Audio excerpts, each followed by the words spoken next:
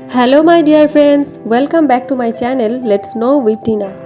আজকের ভিডিওটাতে তোমাদেরকে নিয়ে যাব ভুবনেশ্বরের একাদশ শতাব্দীর এক বিস্ময় মন্দির লিঙ্গরাজ মন্দিরে।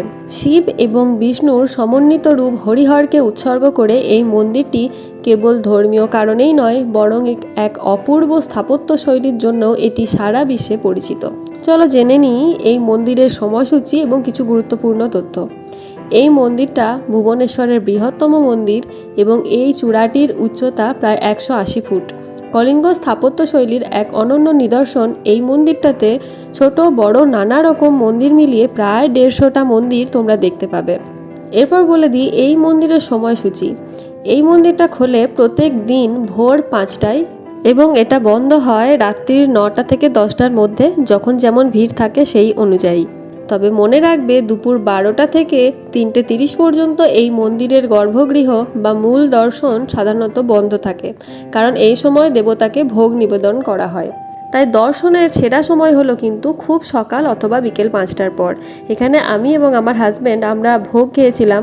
এখানে অ্যাভেলেবেল ভোগ কিন্তু তোমরা পেয়ে যাবে 100 টাকার বিনিময়ে। আর সবথেকে বিশেষ একটা বিষয় হলো বন্ধুরা, এই লিঙ্গরাজ মন্দির কিন্তু সারা সপ্তাহের কোনো দিনই পুরোপুরি বন্ধ থাকে না, অর্থাৎ সপ্তাহের 7 দিনই কিন্তু এখানে ভক্তরা আসতে পারে। তবে বিশেষ উৎসবগুলোতে যেমন মহাশিবরাত্রি বা রথযাত্রা, এই সময় কিন্তু দর্শনের সময়ের কিছু পরিবর্তন হতে পারে, কারণ এই সময় তো ভিড় অনেক বেশি থাকে, পিক টাইম বুঝতেই পারছো। আর এই মন্দির চত্বরে শুধুমাত্র সনাতন ধর্মাবলম্বীদেরই প্রবেশের অনুমতি রয়েছে। মন্দিরটার ভেতরে তো ক্যামেরা, ফোন, মানি ব্যাগ এসব তো অ্যালাউ নেই।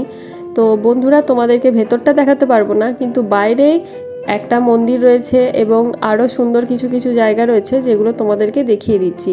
এখন যে মন্দিরটা তোমরা দেখছো বন্ধুরা, এই মন্দিরটা কিন্তু লিঙ্গরাজ মন্দিরের যে মূল মন্দির বা মূল গেট, সেখান থেকে ঢুকে একদম বাঁ দিকে রয়েছে। আর এইখানের এই মন্দিরগুলো দেখার জন্য কিন্তু ক্যামেরা, ফোন কিছু জমা দিতে হয় না, ঠিক আছে। এর ভিতরে যেটা আসল মন্দির লিঙ্গরাজ মন্দিরের, সেখানে যাওয়ার আগেই বাঁ হাতে তোমরা দেখতে পাবে বাঁ দিকে। তো ভিডিওটাতে বেশি কিছু না বড় করে তোমাদেরকে মেন তথ্যগুলো দিয়ে দিলাম। এখানের ভোগ কিন্তু খুবই ভালো এবং সুন্দর সুন্দর করে মানে বিভিন্ন পদ দিয়ে ভোগ খাওয়ানো হয়।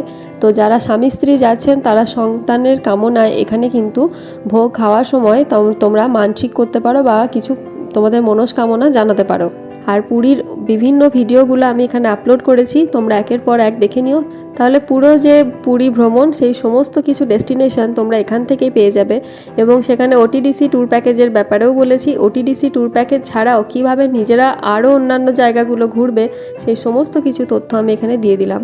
তো দয়া করে তোমরা আমার চ্যানেলটিকে সাবস্ক্রাইব করো এবং প্লিজ আমার পাশে থেকো। Thank you so much for watching my video.